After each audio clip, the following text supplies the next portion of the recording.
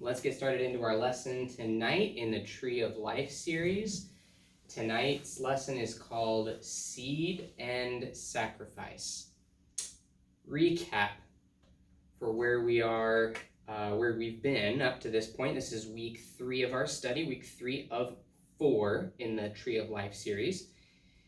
And we've been following trees in the Bible from page 1.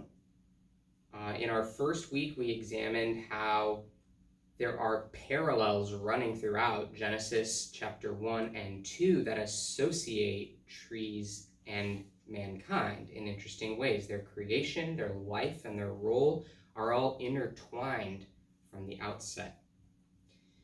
Then last week, we focused on 2 central trees, both literally in the center of the garden and figuratively central to the conflict and the plot of the whole Bible. Looked at the tree of life and the tree of the knowledge of good and evil. The tree of life, God commands Adam and Eve to eat of it. He invites them to partake. He invites them to partake in a fruit that gives everlasting life forever, and representative of and imparting of God's very life. Adam and Eve are but mortal man made from the dust, but to partake in his life through this tree is a picture of communion. And that word communion should ring some New Testament bells in our brains when we think about the tree of life.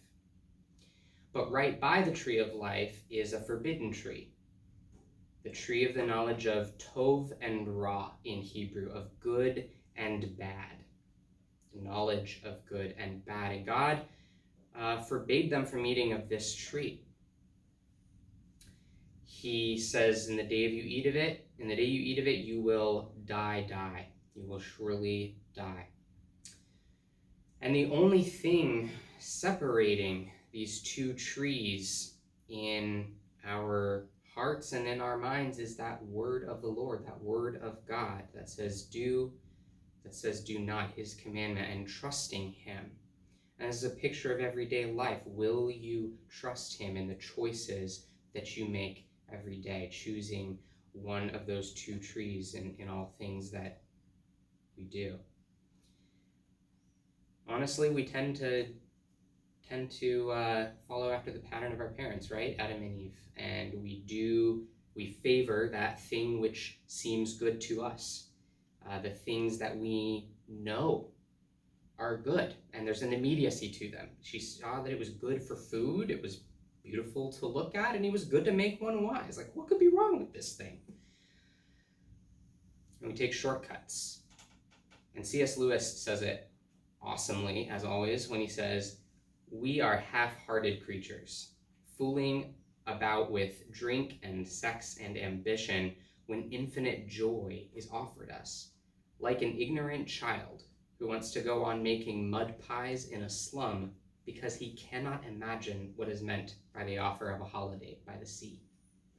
And that is what happens so much, right? We're like, I'm having fun with my mud here in a slum. Like, I'm having a good time. What could be better than this? Our parents are telling us we're about to go on a holiday at the sea. And we're like, well, I don't know what that's about. But I'm having fun right here, so no thanks. And man, do we miss out on life abundant, joy abundant, what God invites us to. And so these trees are a picture of a pattern out of the life that we know day in and day out. And because of that choice in the garden, of course, man is exiled from Eden, exiled from the tree of life. A mercy, really, as we'll see, as we have now this curse, this self-destructing tendency and nature to choose what's good in our own eyes, to continue to self-destruct forever, is not the will of the Lord, and is a mercy. But in casting out from the garden and in cursing, we learn in Genesis 3:15 that a seed, and that's important for our tree theme, a seed is foretold, who will overcome the serpent but be wounded. And then, rather than trees for covering, which Adam and Eve first hid themselves with, God sacrifices animals to give them garments of skin. Genesis 3:21. So, a seed and a sacrifice. That's our thing for tonight. We are going to trace the biblical theme of trees throughout the rest of the Old Testament tonight. We're going to look specifically at the lives of Noah, Abraham, Moses, and David. And then we'll close with a brief look at Isaiah, who draws on this theme big time as he paints the picture of Israel's present, his present, and future, and builds us a bridge to the New Testament. And we're studying, of course, Isaiah on Sunday nights, so it'll just be like it'll just be a taste. It'll be a taste, and then we'll, I think, see more as we go on in Isaiah. All right, let's get started with Noah, our first continuation here of the tree theme. So Noah,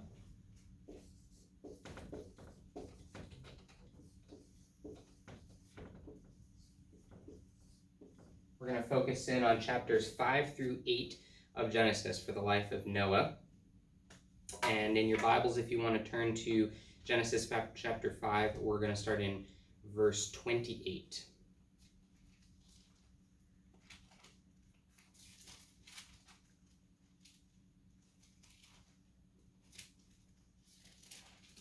Okay, Genesis 5, 28 and 29. When Lamech had lived 182 years, he fathered a son. He had an offspring, a seed, and called his name Noah, saying, "Out of the ground that the Lord has cursed, this one shall bring us relief or comfort from the work and from the painful toil of our hands." So Noah is given a name that means rest. And it's said here, his father says that out of the ground the Lord has cursed, this one shall bring us relief from the work of our hand and from the painful toil of our hands. The word cursed there in Hebrew is arara. Arara, curse. Remember that, arara, curse. So, this seed maybe the one. Is this the Genesis 3:15 seed? I mean, who's going to bring rest, relief, comfort from the curse? Well, let's fast forward to Genesis 6, verse 9. Genesis 6:9 says, "These are the generations of Noah. Noah was a righteous man, blameless in his generation. Noah walked with God." And that is very significant in light of his generation, right? It says in Genesis 6:5, "The Lord saw that the wickedness of man was great in the earth, and that every intention of the thoughts of his heart was only raw continually." That is a pretty amazing statement. They are just constantly only ever choosing what is good in their own eyes, only ever doing the bad thing, the catastrophic thing. And this leads to the shedding of innocent blood, and pride in that. And God says, "I regret having created man." But Noah is righteous and blameless and walks with God. God then tests Noah. He commands Noah to make an ark out of gopher wood. And we talked in the first week or two about how the Hebrew word for tree, eitz, is the same word used for wood. What's translated wood throughout the Bible. It can mean not just a living tree, but a chopped down tree, a carved tree. And so we see that word here in the command to build the ark. It's made out of a gopher tree, and God commands him to build it, to build it in faith, saying there's going to be a flood that is coming, and Noah obeys. He builds this ark of wood that becomes a vehicle to save through these waters of destruction, save him and his family. So it's interesting. It's not a tree. No, it's not a tree yet in the story. We don't see any trees, but we see an ark made of wood. And that's the next time in the story, in the biblical narrative, that we see eights. We see tree or wood. Now, Genesis 8, after the flood recedes, in Genesis 8, verse 18, actually, I'm going to start verse 15. Then God said to Noah, "Go out from the ark, you and your wife and your sons' wives with you. Bring out with you every living thing that is with you of all flesh, birds and animals and every creeping thing that creeps on the earth." This is very Genesis creation language being echoed here. "That they may swarm on the earth and be fruitful and multiply on the earth." So Noah went out, and his sons and his wife and his sons' wives with him. Every beast, every creeping thing, and every bird, everything that moves on the earth, went out by families from the ark. And what is the name of this piece of dry land that the ark has found its rest on as the waters recede? What's it called? Ararat. Mount Ararat. There is one letter of difference between that name, Mount Ararat, and the word for curse, Arar. So it is like curse mountain.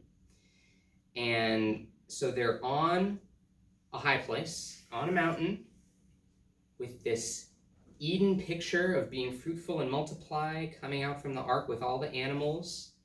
And then in verse 20, Noah built an altar to the Lord and took some of every clean animal and some of every clean bird and offered burnt offerings on the altar. And this is interesting because Noah is offering sacrifices in a very priestly way. Like, how are we talking about pure and impure animals? We haven't gotten to Leviticus yet, but God had earlier given instruction for what clean and unclean animals to take on the ark, and Noah then takes them and he builds the first altar on the top of his mountain. He offers these animals saved out of the flood as a sacrifice back up to the Lord, and so it's a very priestly act, a very priestly role that Noah is doing way early on in the whole narrative of Genesis and of God's people. And he offers these sacrifices, and it says, "When the Lord smelled the pleasing aroma, the Lord said in his heart, I will never again curse the ground because of man, for the intention of man's heart is evil from his youth. Neither will I ever again strike down every living creature as I have done." So there's an inference, perhaps, to be made here about where Noah got the wood for the sacrifices. From the ark, maybe, probably. I don't know. We speculate. It doesn't say where he got the wood, but at the very least, he builds this offers these sacrifices on a mountain by the ark, just outside the ark, and maybe even with the ark. I don't know. But he offers these sacrifices, and when the Lord responds and reacts, what he says is so interesting because it parallels his original reason for sending the flood. In Genesis chapter 6, he uses the same language, in fact, gives the same reason for why he sends the flood. Because of man, for the intention of his heart is evil from his youth. That's the reason he gave for bringing the flood, and it's the same reason he gives for never flooding the earth again. So what changed? What happened? The only thing standing between those two declarations of the Lord is this sacrifice by Noah, and this picture of intercession, of a pleasing aroma that's later echoed all throughout the priestly manual of Leviticus, and the fact that is acceptable to the Lord. So as he tests Noah, as Noah obeys, he is righteous. He trusts God. He offers this sacrifice on a mountain by a tree, and it is a covering and a blessing to the world. So is Noah the seed? Does he undo the curse in a profound and cosmic way? Well, just a little while later, Noah actually kind of fails. Noah he fails another test, and he ends up naked in his tent, and he ends up ashamed. And it is due to the fruit of his vineyard and his drunkenness. So he's naked, ashamed, and is not ultimately the seed that we're looking for and we're hoping for, but he is a front runner. Now we're going to fast forward.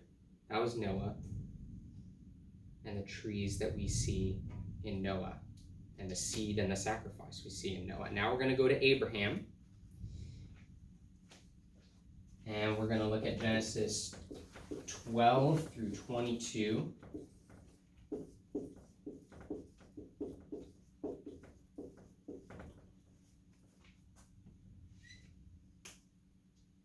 Now, Abraham's story, of course, begins by God calling him out of the land of his fathers. Genesis 12, verse 5. Abraham took Sarai his wife, and Lot his brother's son, and all their possessions they had gathered, and the people they had acquired in Haran, and they set out to go to the land of Canaan, where God had called him. When they came to the land of Canaan, Abram passed through the land to the place that Shechem, to the oak of Moreh. At that time, the Canaanites were in the land. Then the Lord appeared to Abram and said, "To your offspring I will give this land." So he built an altar there to the Lord who had appeared to him. Abraham's story is littered with trees and mountains.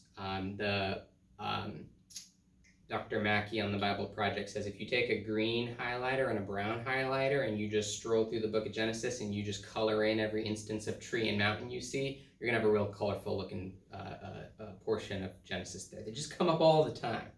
We're only going to look at really two, but there's a lot going on here. And it starts here. It starts with this oak of Moreh, which means visibility or vision. The word Moreh, the name Moreh, visibility or vision. And it's where the Lord becomes visible to Abraham, or to Abram. And Abram is promised here a seed that will inherit this land that he's in, this land of Canaan. And so Abram, he continues to follow God, and throughout the course of Abram's narrative, he has 10 moments of decision, of facing a test and a choice. And sometimes he succeeds, and sometimes he fails. The biggest failure, and the one that is going to lead us to our prime tree moment, is Hagar and Ishmael, right? Abram is promised a seed, but boy, God's taking his sweet time delivering, and I'm just not sure anymore. I don't think I can make that happen, not at my age. Both he and his wife think this. They concoct a plan, a shortcut that seems to make sense. Let's let's go with your maidservant Hagar. And they have Ishmael. Mistake, definitely not trusting the Lord. And they are given miraculously a son through Sarah. They name him Isaac. And upon having Isaac, Abraham and Sarah cast out Hagar and Ishmael into the wilderness, basically sending them to their doom. Not good, pretty messed up, but they're jealous and just not making good choices right now. So in Genesis 16 this happens, and God then decides to test Abraham and brings really a measure for measure test to Abraham after what he's just done, casting away Ishmael. And he tells Abraham to go to Mount Moriah. Mount Moriah sounds like Moreh, right? The oak of Moreh. And the meaning is similar. It means Yahweh will see. Yahweh will see. And he's told to sacrifice his son, Isaac, his only son, the seed he's been given. So Genesis chapter 22.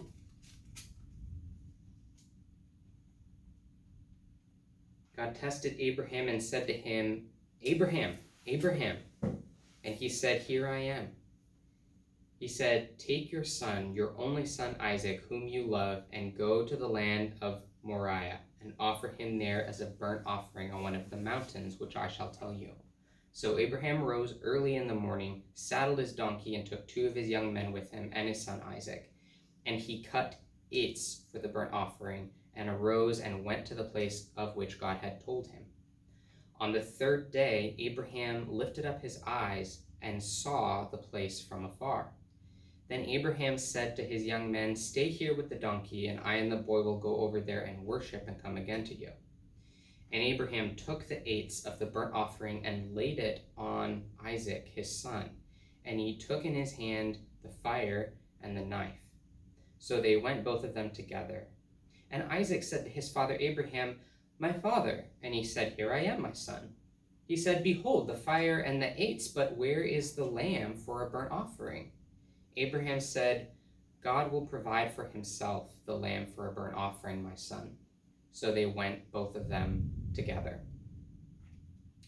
When they came to the place of which God had told them, Abraham built an altar there and laid the 8ths in order to bound Isaac his son, and laid him on the altar on top of the wood. Then Abraham reached out his hand and took the knife to slaughter his son. But the angel of the Lord called him from heaven and said, Abraham, Abraham. And he said, Here I am. He said, Do not lay your hand on the boy or do anything to him, for now I know that you fear God, seeing that you have not withheld your son, your only son, from me. And Abraham lifted up his eyes and looked, and behold, behind him was a ram caught in a thicket by his horns. And Abraham went and took the ram and offered it up as a burnt offering instead of his son. So Abraham called the name of that place, The Lord will provide, or he will be seen. As it is said to this day, on the mount of the Lord it shall be provided, or it shall be seen. And so in this test, Abraham chooses to radically trust God. He really sacrifices in his heart of hearts. He gave up the boy. He gave up his son, his promised seed. He let him go, like Eve should have at the tree, right? His will not be done, God's will be done. But Isaac was not the sacrifice. Isaac wasn't the sacrifice God wanted. He wanted Abraham's heart. He wanted that trust. Instead, the sacrifice that Abraham gives and that the Lord receives is another sacrifice in another tree, a thicket of wood on a mountain. And so we see again mountains and trees, seeds and sacrifice, but still pointing to something yet to come. The angel of the Lord called to Abraham a second time from heaven and said, "By myself I have sworn, declares the Lord, because you've done this and have not withheld your son, your only son, I will surely bless you, and I will surely multiply your seed as the stars of heaven and as the sand that is on the seashore. And your seed shall possess the gate of his enemies, and in your seed shall all the nations of the earth be blessed, because you have obeyed my voice."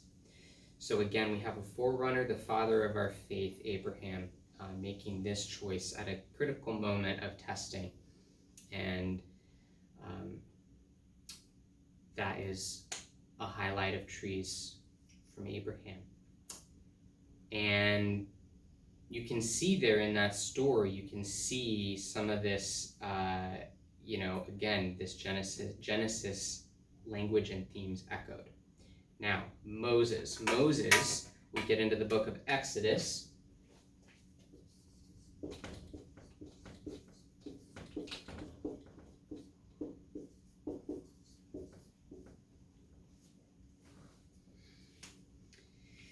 And we start in Exodus 2 with the very birth of Moses. Now, a man from the house of Levi, which we later come to know is the tribe of priests unto the Lord, he went and took as his wife a Levite woman. The woman conceived and bore a son. And when she saw that he was a fine child, she hid him 3 months. The king of Egypt,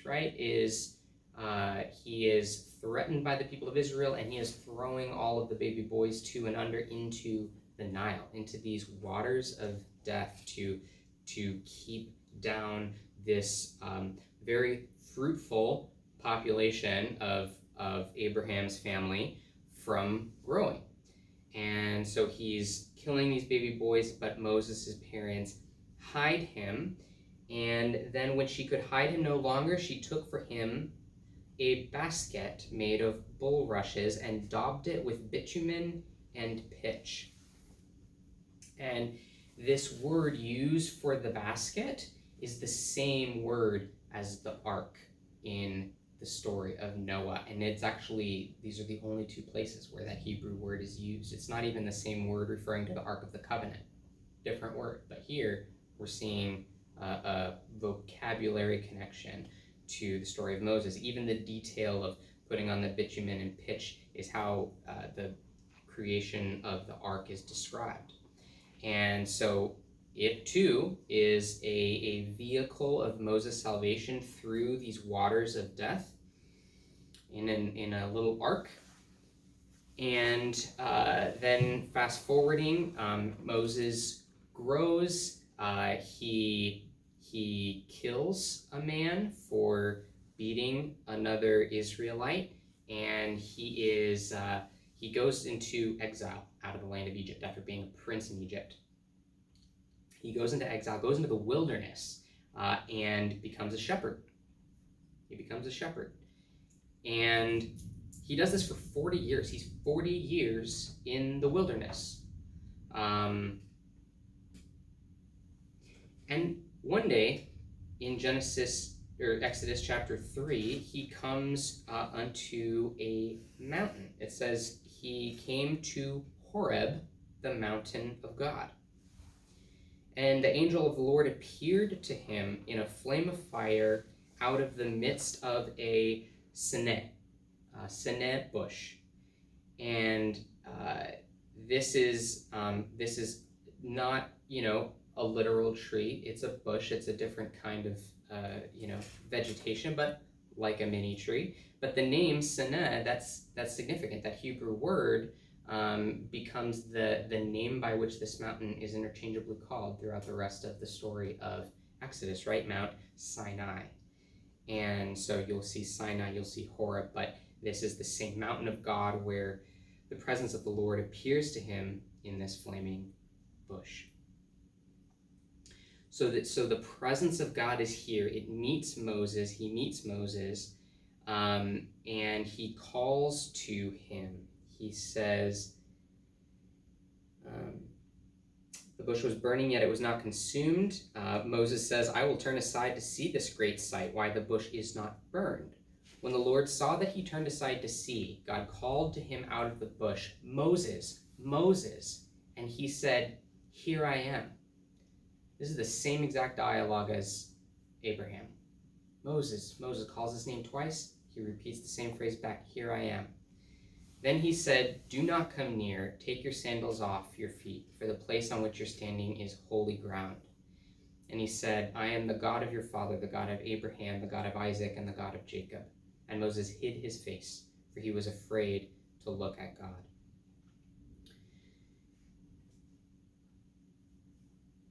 So,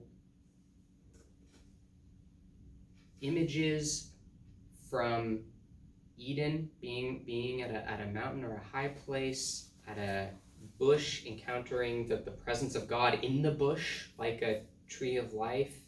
We've seen these motifs from the life of Noah in Moses' life, and Abraham, the response to God. It's all kind of being rolled into this moment of testing with Moses at Sinai. And God calls Moses from the bush. He talks to him and says, I want you to bring my people out of the land of Egypt, out from slavery. And the instructions that he gives him are to bring them to this place. Bring them here. Bring them to my presence, to this mountain. And they will be my people. I will be their God. And of course, but Moses falters a little bit. He's like, I'm not so sure, I'm not the best speaker. And God's like, okay, if you want Aaron to come, bring Aaron. But Moses follows God's command, and he does lead his people out and through the same journey and the same experience that he went through. He went through waters, right, in the Nile as a baby, and they're brought through the Red Sea. They go through the wilderness as he did, and then arrive meeting God at this mountain. And the Israelites really face their first test before arriving at the mountain. They are tested in Exodus chapter 15. They face a tree test moment in Exodus 15:22. This funky little passage you're probably familiar with the bitter waters, right? Bitter water made sweet. Moses made Israel set out from the Red Sea, and they went into the wilderness of Shur. They went 3 days into the wilderness and found no water. And when they came to Marah, they could not drink the water of Marah because it was bitter. Therefore, it was named Marah, which means bitterness. And the people grumbled against Moses, saying, what shall we drink? And he cried to the Lord, and the Lord showed him an ates, a log, and he threw it into the water, and the water became sweet. There the Lord made for them a statute and a rule, and there he tested them, saying, if you will diligently listen to the voice of the Lord your God, and do that which is right in his eyes, and give ear to his commandments, and keep all his statutes, I will put none of the disease on you that I put on the Egyptians, for I, the Lord, am your healer. So the people fail this test. They grumble, they don't trust that after everything God just did to bring them out of Egypt, that he can provide water for them. They kind of freak out and they flip out against Moses. But Moses, he passes the test. He cries out to the Lord. He goes to the Lord that he knows can provide, and God does provide a way through a tree for them to have life. And then in verse 27, after all that happens, it says they came to Elim, where there were 12 springs of water, one for each of the tribes of Israel. So, in other words, enough to go around, plenty to go around, and 70 palm trees. And they encamped there by the water. And so an oasis full of 70 trees. I'm totally blanking on the significance of the number 70, but I didn't put it in my notes, but that's fine. Trees, water, you get the point. They come to this Eden place, and God shows that that is His will for them. But they did fail were it not for Moses, who interceded on their behalf. Now, when they reached Sinai, the test is entering the presence of the Lord. God tells them, come up the mountain. And there's thunder and lightning up there, and they are like, no, Moses, you go up for us. We'll listen to you, but we don't want to go up there into this presence of the Lord. And so he does go up, and he's up there for 40 days. And the people, in the meantime, at the base of the mountain, what do? They create a golden calf. They create an idol. And they ask Aaron, they're like, make for us a god who will save us. We don't know what happened to Moses, but, make us an idol out of, gold, and we will worship it as the one who brought us up out of Egypt. And God had already told them, he'd already given them the first covenant command, do not make a graven image. Don't make an image of me and worship no other god before me. They failed the test. They set up an idol, and then they have a party. They're drinking and feasting, and they're dancing and down at the base of this mountain worshiping this golden calf. And Moses comes down, and he sees it, and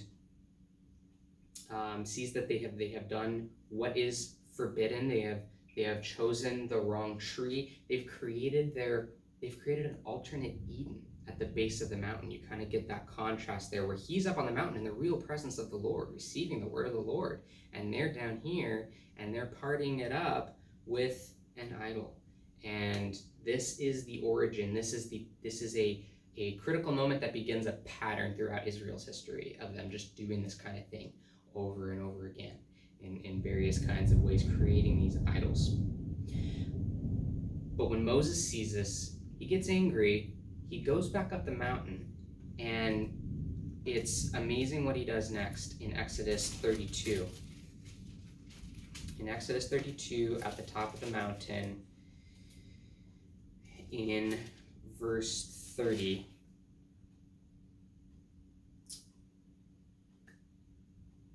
he says, now I will go up to the Lord, perhaps I can make atonement for your sin. So Moses returned to the Lord and said, alas, this people has sinned a great sin. They have made for themselves gods of gold. But now, if you will forgive their sin, but if not, please blot me out of your book that you have written. But the Lord said to Moses, whoever has sinned against me, I will blot out of my book. But now go, lead the people to the place about which I have spoken to you. Behold, my angel shall go before you. So Moses goes up to intercede on behalf of the people, and he offers his own life. He offers his own life and intercedes. And again, God says, I will not destroy them. And so we see sacrifice, the sacrifice that Moses offers of his own life, and this coming from yet another seed, a seed of Adam, of Noah, of Abraham. But this is not the seed. Moses, though, is the first picture of one who offers himself as a forerunner of what's needed. God doesn't accept it. Moses isn't who God receives as a sacrifice for atonement. But the sins of the people are atoned in that offering and in that moment. And later, of course, there is another instance where the people grumble. Moses doesn't trust the Lord. He kind of takes matters into his own hands, and God says, you will not enter the promised land. We do see tests in which Moses, too, fails. He isn't the perfect intercessor we need and the seed that was promised. But he continues to point and give that picture and that hope in the story. Now, David, our last figure, we will touch on briefly. We're going to look at his life in 2 Samuel.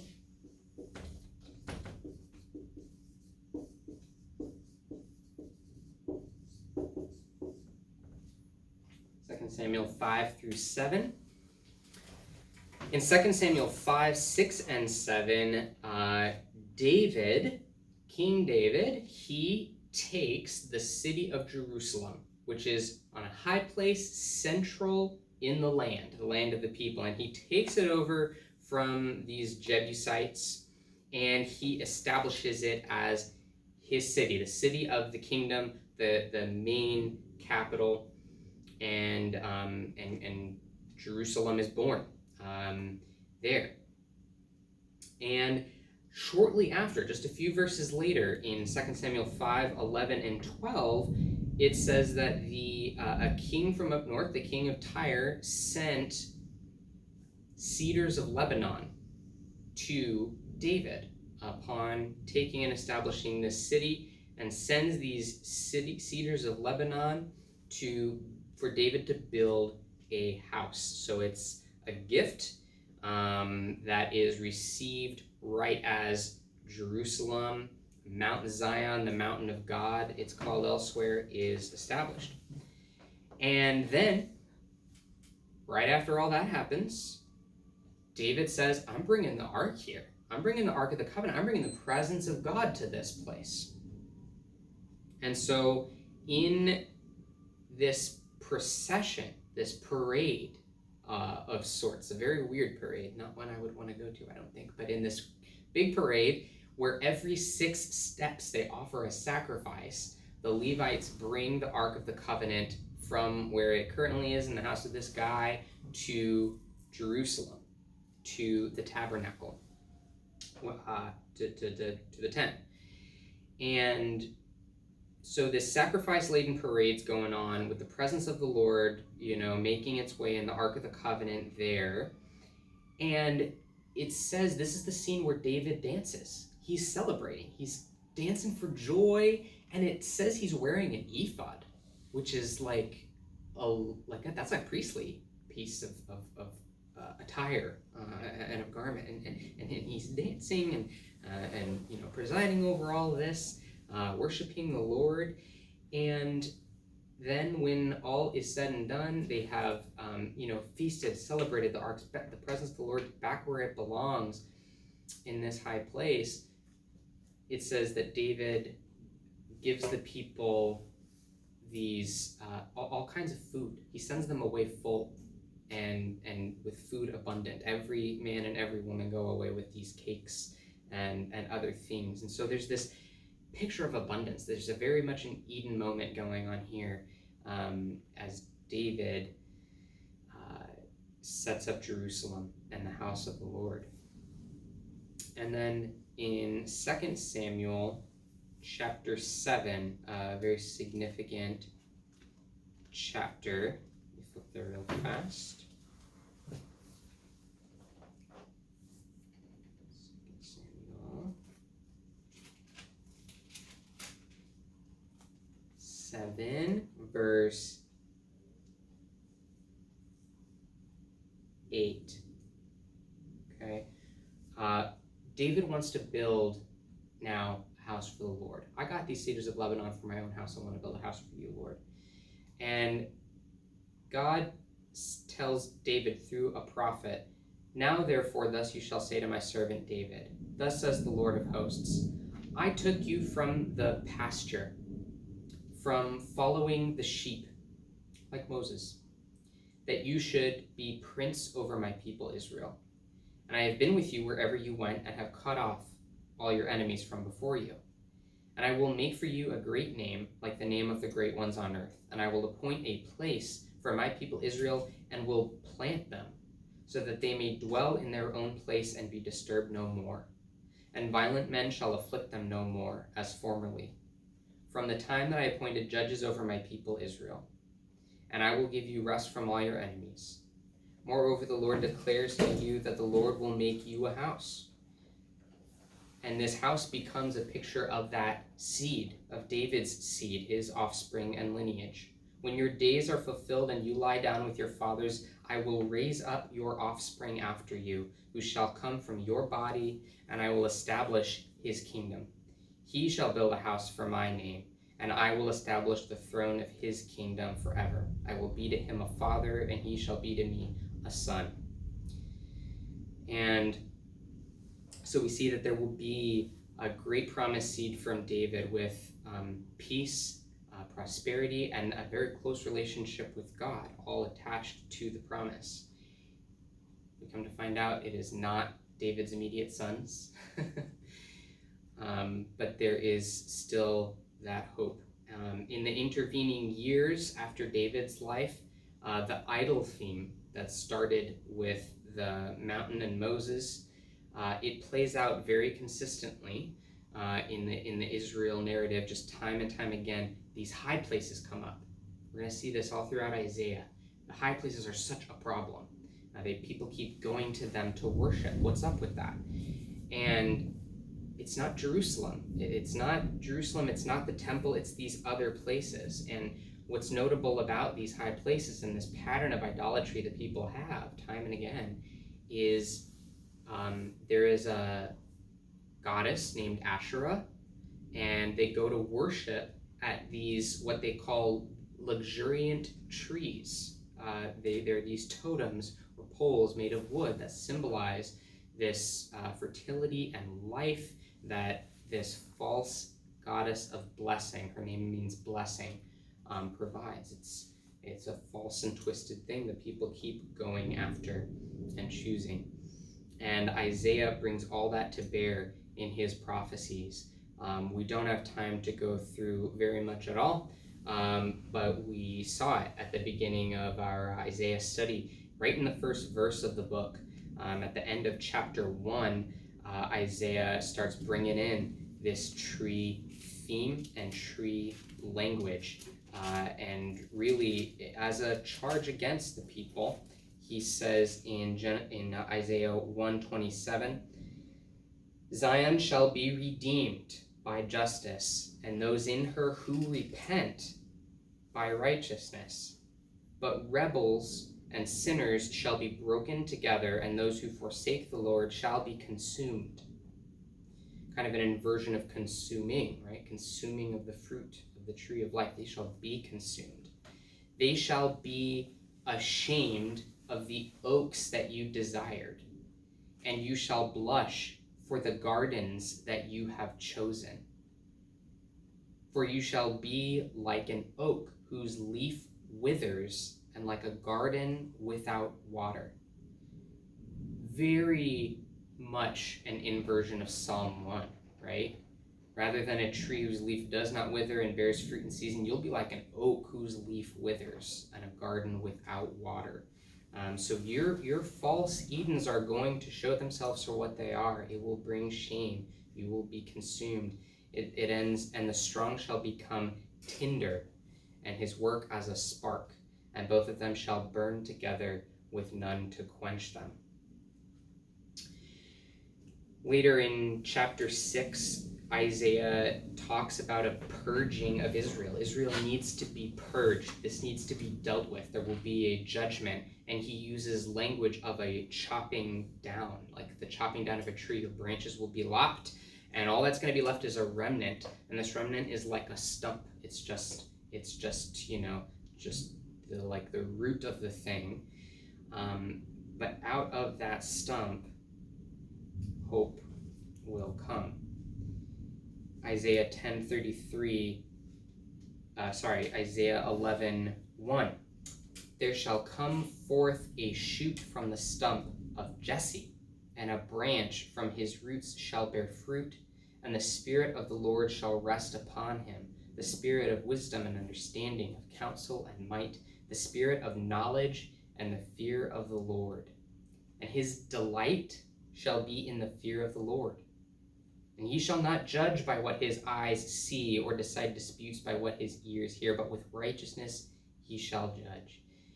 And so we see in this description an even fuller picture of that promised seed, the one that Noah Adam and Eve, Noah, Abraham, Moses, none of them lived up to this, what's being described here. But after destruction will come this shoot. And what's so cool to me about this picture of the stump and a shoot coming out of it is God is going to be making a new creation. He's doing a new thing. He's planting a new garden and a new tree, but not in the dust, not in the dirt. Instead, he's planting it in this other tree, this stump, this root. So it's a new thing. It's just an entirely new thing in every way, which is so cool. But then at the end of Isaiah 53, or towards the end of Isaiah, in Isaiah 53, we get the portrait of the suffering servant. And the suffering servant becomes this picture of, I'll just read it. Verse 2, 53:2, Isaiah. For he grew up before him like a young plant and like a root out of dry ground. He had no form or majesty that we should look at him, and no beauty that we should desire him. He was despised and rejected, a man of sorrows and acquainted with grief. And it goes on from there, applying this tragedy, this tragic description of the seed to come. And the New Testament authors are going to draw on this big time, which we will look at next week. So Isaiah kind of helps build that bridge as he prophesies about what is to come, both the destruction and the hope. So in summary, as we prepare for our final week in this series, we've seen all throughout the Old Testament that starting with the promise in Genesis 3:15, we need a seed, a man who will not only refuse to take from the tree, but will also deal with, in a lasting way, the wreck of human pain and sin that just keeps cropping up in every life, in every forerunner and foreshadowing of this seed. We still see a corruption and a need for redemption. We need a perfect priestly intercessor, and we will see how the New Testament gives us that in an awesome way next week. We skipped a lot of stuff in the Old Testament. Let me just say that right now. We hit high points, okay, on the tree theme. And just as like one taste of what we skipped that I think is really cool, check out Joshua 10, okay? Check out Joshua 10. The king of Jerusalem, before it's like Israel's Jerusalem, he gathers up these 4 other kings, right? And he's threatened by Joshua and the Israelites. So he gets this like cohort together, goes out against them. They end up being routed because Joshua asks God to make the sun stand still. And they hide in caves, and then they're hung on 5 trees when they're captured. And so you see trees there in this story about Jerusalem and about Joshua taking the land. Very interesting. And then even in the book of Esther, man, Haman's gallows, right? It talks about, it uses the word eights a lot in just talking about like these gallows that he was building and stuff. So what's up with that? I don't know. Meditate on it. Very cool study in all of it.